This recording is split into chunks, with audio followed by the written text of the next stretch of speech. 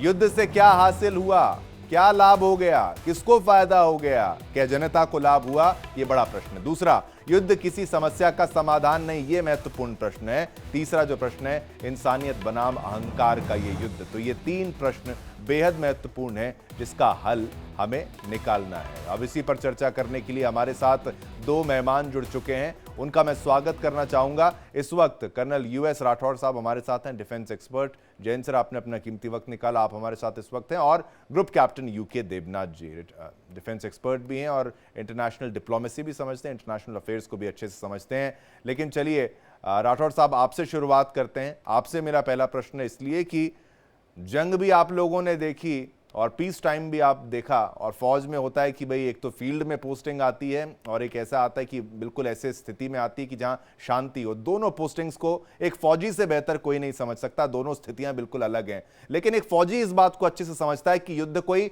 Final solution नहीं है और युद्ध की सीमा होनी चाहिए। भाई महीने भर तक चल जाए, हफ्ते भर तक चल जाए, साल तक भी चल जाए, लेकिन कुछ युद्ध तो लगातार चल रहे हैं और मर कौन रहा है? आम आदमी मर रहा है। इससे फायदा किसको होता है? और आजकल के युद्धों को अगर आप कंपेयर करें, ईरान की भी अगर बात की जाए इजराइल के साथ, तो अंत में क्या होगा? सॉल्यूशन अभी क्यों नहीं निकाल लिया जाता? इसके ऊपर जरा रोशनी डालिए सर। देखिए, अगर आप देखें कि शांति के पक्षधर कौन है, तो आप पाएंगे कि अधिकांश मिलिट्री जनरल्स, एयरफोर्स के मार्शल्स और नेवी के एडमिरल्स शांति के सबसे बड़े पक्षधर हैं, क्योंकि उन्होंने युद्ध को नजदीक से देखा है। और आज के युग में जो ग्लोबल विश्व है, उसके अंदर दुनिया के किसी कोने में युद्ध हो, उसका प्रभाव हर जगह पड़ता है। अभी जो ये ईरान और इजराइल के बीच युद्ध हो रहा है, सबकी चिंताएं बढ़ गई हैं। तेल के दाम बढ़ेंगे क्या, इंटरनेशनल शिपिंग प्रभावित होगी क्या, वगैरह वगैरह। अब युद्ध हो रहा है ईरान इजराइल के बीच में, हम निकाल रहे हैं अपने छात्रों को वहां से। तो ये एक बहुत वैश्विक समस्या है। लेकिन शिवम जी, ऐसा है कि पिछले कई सालों में हमने देखा है कि शांति की तरफ कोई चेष्टा होती ही नहीं है। आज विश्व इस हालत में आ गया है कि अगर आपके साथ चार ताकतवर मुल्क हैं, तो आप किसी भी मुल्क को घेर कर पीट सकते हो, आक्रमण कर सकते हो।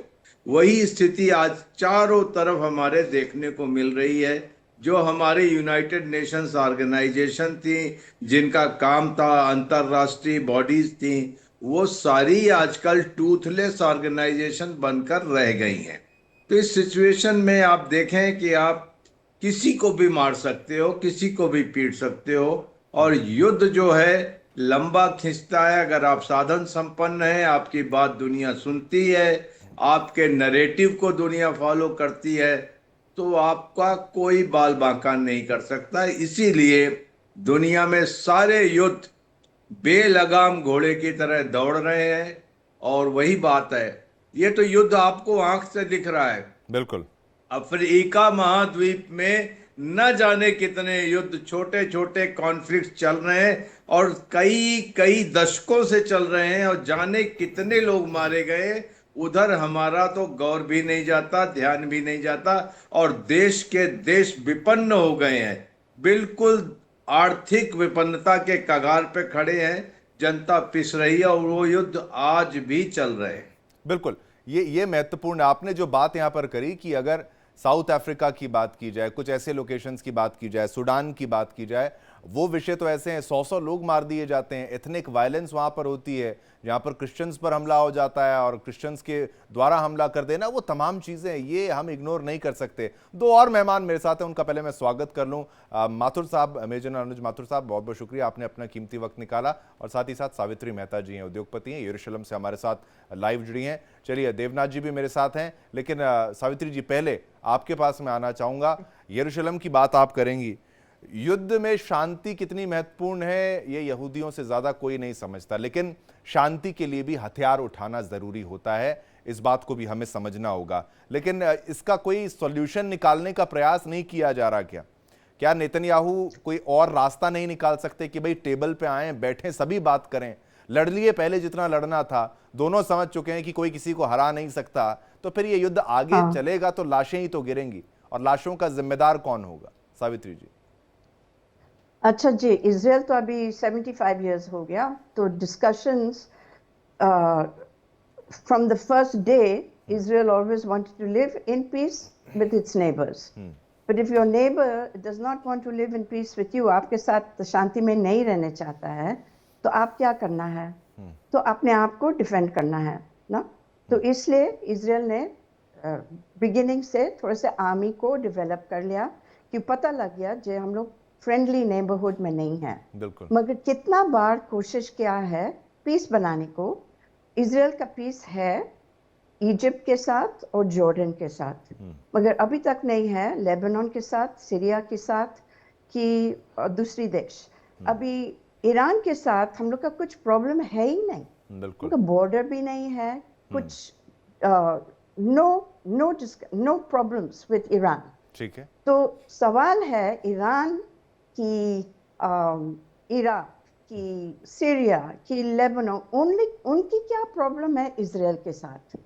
वो ही है सवाल, उनकी क्या प्रॉब्लम है? ये छोटा देश जो 70 lakh people, sliver of land, इतना छोटा है, दिल्ली का आधा है, उनकी क्या प्रॉब्लम है इजराइल के साथ?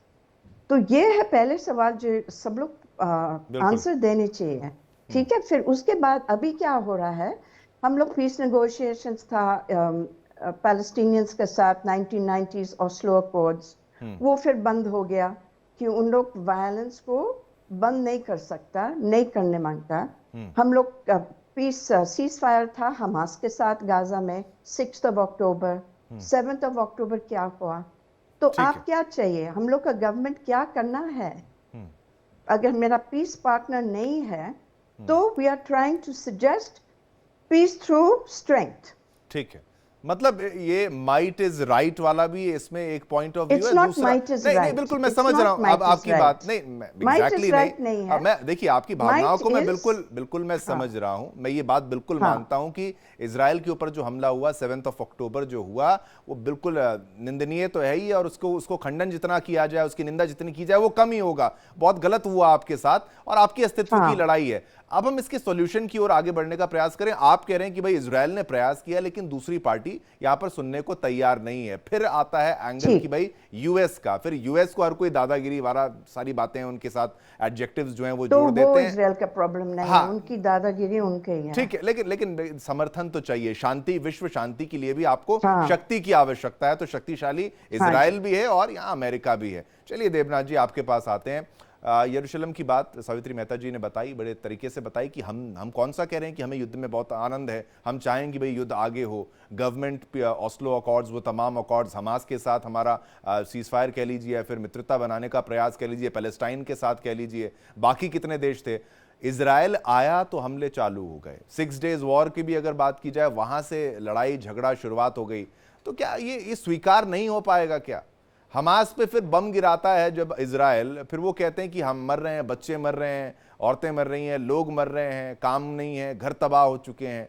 लेकिन इसका बैकग्राउंड अगर सोचें तो एक बटन तो दबता है, एक मिसाइल का एक ट्रिगर तो दबता है गोली की, अगर वो रोक दिया जाए सारा का सारा मसला खत्म हो जाएगा। खाने को क्या चाहिए? रोटी। सोने को क्या चाहिए? घर चाहिए, छत चाहिए, वो सारी चीजें, नौकरी चाहिए, शिक्षा चाहिए बच्चों को, कोई भूखा ना रहे, कोई बिना घर के ना रहे, ये सारी सोच के विषय हैं। लेकिन हमें चाहिए कि जमीन चाहिए, हमें इजराइल की जमीन चाहिए, और इजराइल को अपने अस्तित्व की लड़ाई कह लीजिए, फिर उस पर भी आरोप आप लगाएंगे कि भाई नहीं वो वहां पर क्यों है, हिस्टोरिकली तो वो उनका है, लेकिन अब मैं वो डिफेंड नहीं करूंगा। लेकिन देवनाथ जी कुछ तो सॉल्यूशन बताइए ना। सॉल्यूशन है, सॉल्यूशन चिंता भी की गई थी, डेलिब्रेशन के बाद साइन भी की गई थी। इज़ाक रबीन ने 1993 और 1995 में साइन भी कर दिया था। ठीक है, कोई भी सोल्यूशन हमेशा उभय पक्ष को 100% हैप्पी नहीं करता। तो जब ओस्लो अकॉर्ड इज़ाक रबीन ने साइन कर दिया था, इजराइल के कुछ लोग उस पर यकीन नहीं करते थे। उन्हें लगा कि इज़ाक रबीन ने धोखा दे दिया, द्रोह कर दिया, देशद्रोह कर दिया। और एक सेल्फ प्रोक्लेम्ड बहादुर आदमी ने, नेशनलिस्ट ने सामने आकर इज़ाक रबीन का खून कर दिया। और उसके बाद लगातार जो सरकारें आई हैं इजराइल में, उनके नेसेट में, चाहे लिकुड पार्टी हो या दूसरी पार्टी हो, थोड़ा राइट, एक्सट्रीम राइट विंगर्स आए हैं। नेतन्याहू वहां पिछले 20-25 साल से कभी प्राइम मिनिस्टर, कभी कुछ बनकर पावर में है। हो ये रहा है कि इजराइल में रहने का हक किसको है? ज्यूज को है, बेशक, किसी को शक नहीं है, ज्यूज को वहीं रहना है। लेकिन इजराइल में रहने का शक अरब के लोगों को भी है, फिलिस्तीन के लोगों को भी है, बेशक, वो लोग हजारों साल से वहां रह रहे हैं। तो आपस में जमीन का बंटवारा करना है। अगर एक साथ नहीं रह सकते तो बाउंड्री बना लो।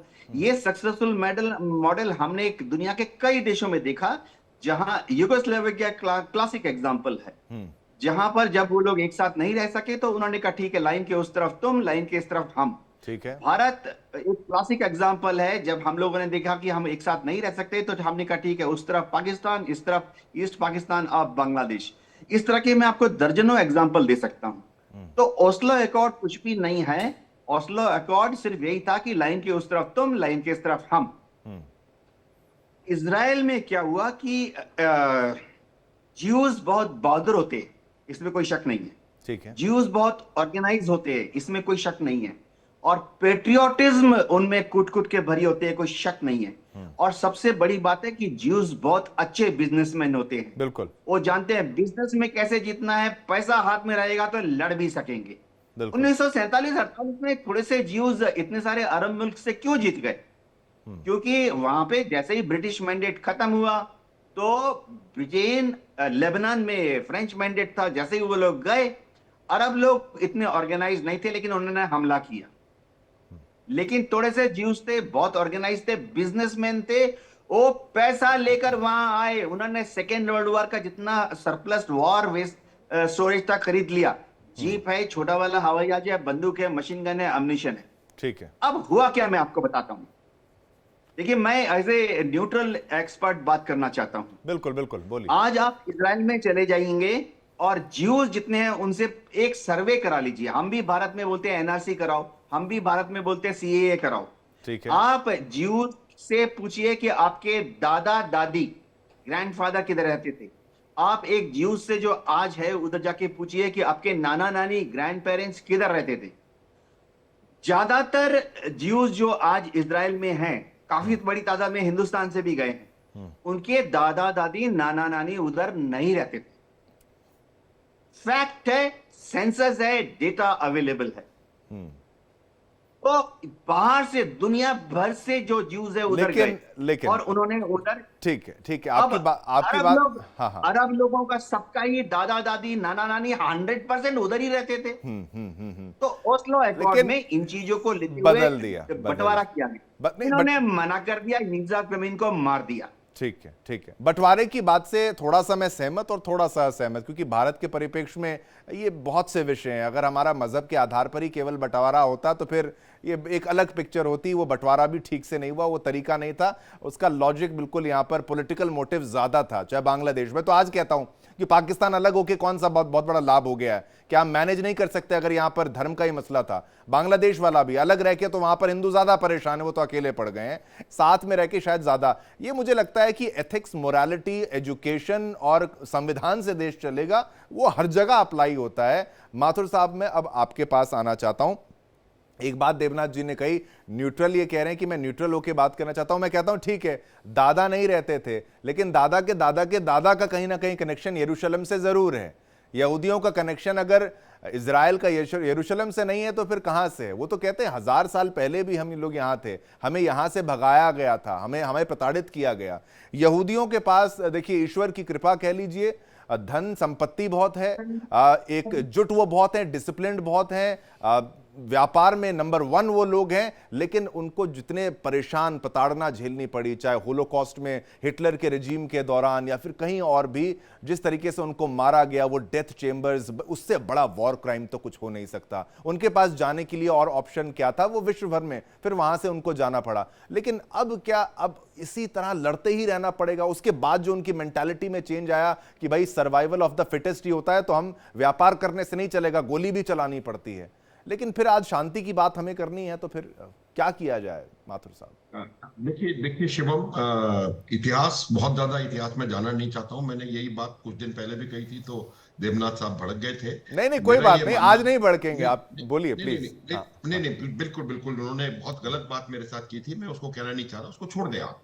लेकिन चलिए। मैं ये मानता हूं, मेरा मानना है कि इतिहास सबको पता है, और इस्लाम के जन्म से पहले, इस्लाम के जन्म से पहले से ज्यूज वहां पर रह रहे हैं। उसका कोई, इसमें कोई वो शक नहीं है। जब ज्यूज को पूरे दुनिया में कहीं रहने की जगह नहीं मिली थी, उनको ला करके यहाँ पर बसाया गया था। देखिए, मैं हरिशंकर हरि की 2 लाइनें बोलना चाहता हूं, जिससे पहले कि मैं आपके प्रश्न का उत्तर दूं। इंसानियत के बिना कोई इंसान नहीं होता, युद्ध किसी समस्या का समाधान नहीं होता, जंगों के सिवाय जमाने में और भी जाना ही क्या है, जो जुल्म करे वो पात व करना निधान नहीं होता। ये बिल्कुल साधारण सी बात है। जो समस्या है वो ज्यूज या इस्लाम या फलस्तीन या हिंदू या मुसलमान की नहीं है, समस्या इंसानियत की है। हम लोग इंसानियत से परे होते जा रहे हैं। तो ये मेरा मानना है कि जैसे सावित्री जी कह रही थी, मैं उनसे पूरी तरह से सहमत हूं। देखिए, आपको हरेक को रहने का हक है, बिल्कुल। हिंदुओं को भी है, मुसलमानों को भी है, ज्यूज को भी है, फलस्तीनियों को भी है। लेकिन अगर उनके पास कोई सोल्यूशन नहीं निकल पा रहा है, तो उनको तरीका उसका निकालने की आवश्यकता है। और वो अगर तरीका इंसानियत के प्रिंसिपल के ऊपर आधारित होगा, तो वो वहां पर वो मकसद वहां पर सिद्ध हो पाएगा। और अगर उस पर नहीं है, तो आप देख लें जिस प्रकार से भारत के विभाजन हुआ, उसके बाद आप देखें तब से लेके आज तक हम लड़ ही रहे। बिल्कुल। कहां सोल्यूशन निकला है, कहां सोल्यूशन निकला है? तब से लेके आज तक कोई एक भी चीज हमने सही करी है?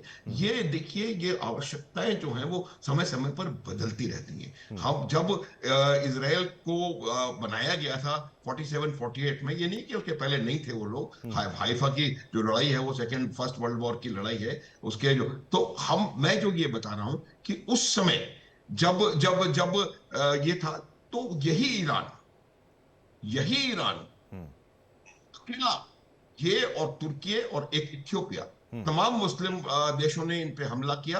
ये 3 मुस्लिम राष्ट्र ईरान इजराइल के साथ थे।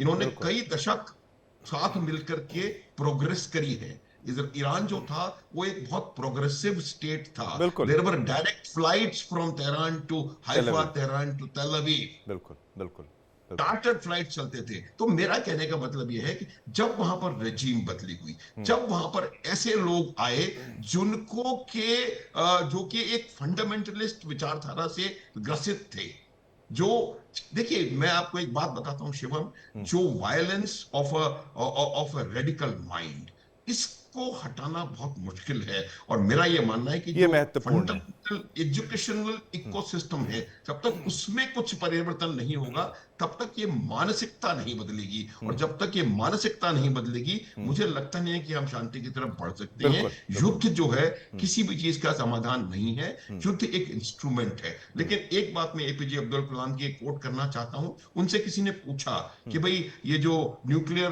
आपने एसेट बनाया, ये was the father of the nuclear unit, तो उनको पूछा कि भी ये क्या है, तो उन्होंने ये कहा था कि nuclear bomb is a weapon of peace and not a weapon of war। तो ये जो शक्ति है, सनातन का जो फंडामेंटल है वो यही है, शक्ति की पूजा, शक्ति से शांति जो है वो शक्ति से आती है। और शक्ति, देखिए, शक्ति महत्वपूर्ण है, लेकिन एक मोटी बात जो हमें अभी समझ में आई है वो ये है कि अगर आप एक एजुकेशन सिस्टम इस तरीके से लाते हैं और आप समझ पाएं कि भाई, मैं कहता हूं एक यहूदी दुनिया के किसी भी कोने में जाए, किसी भी मुस्लिम देश में जाए और उसका स्वागत हो, गले उससे मिला जाए, तो ये मुद्दा वहीं खत्म हो जाता है, कोई ये युद्ध कहीं पर भी नहीं होने वाला। और सेम ऐसे ही एक मुस्लिम व्यक्ति अगर इजराइल की हर गली में अभी जाते भी हैं, वहां पर इतनी दिक्कत नहीं है, लेकिन इतना हेट्रेड, इतनी नफरत जो है वो एक युद्ध को आगे बढ़ाएगी, खत्म नहीं करेगी। और जो सत्ता में बैठा हुआ है उसको यहां पर जरूर देखना पड़ेगा। खामिनेई की जगह अगर पहले 79 से पहले जो प्रेम था, मॉडर्नाइजेशन थी, और अब जो औरतों के ऊपर भी अत्याचार किया जा रहा है कि आप ऐसे रहोगे, ये पहनोगे, ये खाओगे, ये बिल्कुल बर्दाश्त नहीं किया जा सकता। वो बैकवर्ड आप लेकर जा रहे हैं और आप अपने देश को पीछे कर रहे हैं। लेकिन एक महत्वपूर्ण बात राठौर साहब, अब आपसे मैं ये पूछना चाहूंगा कि भाई एक युद्ध इजराइल के, तो युद्ध की बात तो हम कर ही रहे हैं, लेकिन रूस यूक्रेन का भी युद्ध चल रहा है। यहां पे आपको नहीं लगता ये जो डिफेंस लॉबी है ये चाहती है कि और खून बहे? लाशों पे जो नोट आ रहे हैं, लाशों से जो नोट कमाए जा रहे हैं, ये तो हाय लगनी चाहिए जो व्यापार करते हैं इन हथियारों का। और ये जो बच्चों की लाशें उठती हैं, जब बॉम्ब गिरता है वो थोड़ी ना देखता है कि वो बच्चा मरेगा या बड़ा मरेगा। देखिए शिवम, आपने बहुत वैलिड सवाल पूछा है। जिस युद्धरत दो देशों के अलावा जितनी दुनिया की आबादी है, और ये सावित्री जी आपके लिए मैं विशेषतः कहना चाहूंगा, हम नरेटिव पे जीते हैं। अगर हम इजराइल से या ईरान से 2000 किलोमीटर दूर बैठे तो हम बेसिकली नरेटिव से अपना ओपिनियन बनाते हैं। यूक्रेन वार को देखते हैं, नरेटिव पे जीते हैं। डिफेंस लॉबी इससे बेनिफिट होती है, ऑयल लॉबी इससे बेनिफिट होती है। आज अमेरिका क्या प्रोड्यूस करता है? अमेरिका सिर्फ और सिर्फ जो है वेपन्स प्रोड्यूस कर रहा है, वेपन्स बेच रहा है, पूरे नेटो में बेच रहा है, ये ओपन सीक्रेट है। लेकिन युद्ध के बारे में मैं एक छोटी सी चीज कहना चाहूंगा।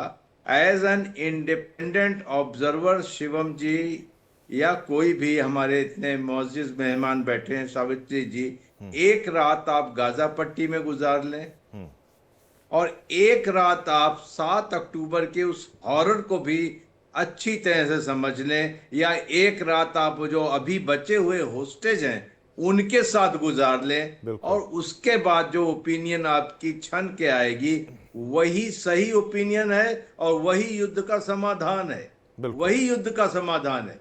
लेकिन ये बताएं आप, 2000 किलोमीटर दूर एक मुल्क है, उसका क्या हक बनता है डेथ टू इजराइल? बिल्कुल, उनका ये यूएसपी है, डेथ टू इजराइल। 2000 किलोमीटर दूर बैठे हो और आप वहां से बना रहे हो एक्सिस ऑफ रेजिस्टेंस, और आप मिलिशिया को आर्म कर रहे हो और सारी चीजें आप कर रहे हो, डेथ टू इजराइल। आपने ये किस तरीके का ठेका उठा रखा है? क्या है आपका उद्देश्य जीवन में? उसी का आज आपको मिल रहा है। अगर मैं कहूं कि डेथ टू इजराइल, तो नेचुरली इजराइल आपको मित्र तो नहीं मानेगा, बिल्कुल नहीं और मानेगा। आज उस संघर्ष की परिणति हो रही है। तो समस्या ये है, 4-4 साल युद्ध चलते हैं। चूंकि ये विश्व युद्ध नहीं है, लोग इसकी वजह से थकते नहीं। अगर इसी में 40 मुल्क लगे होते तो आज शांति की भीख मांग रहे होते, जैसे सेकेंड वर्ल्ड वॉर में हुआ, फर्स्ट वर्ल्ड वॉर में हुआ। आज हम मूक दर्शक हैं और नरेटिव पे पलते हैं। तो कोई यूक्रेन का साथ देता है, कोई नेटो का देता है, कोई इजराइल की तरफ है, तो कोई ईरान का पक्षधर है। तो समस्या ये है, और ये बहुत डीप रूटेड समस्या है। बिल्कुल, ये डीप रूटेड समस्या है। लेकिन आज मुझे लगता है कुछ ऐसे पॉइंट्स हम सभी से ले पा रहे हैं कि ये सॉल्यूशन की ओर बढ़े, क्योंकि इस वक्त हमारे पैनल में वो लोग जो हैं जिन्होंने युद्ध को भी देखा, शांति को भी देखा।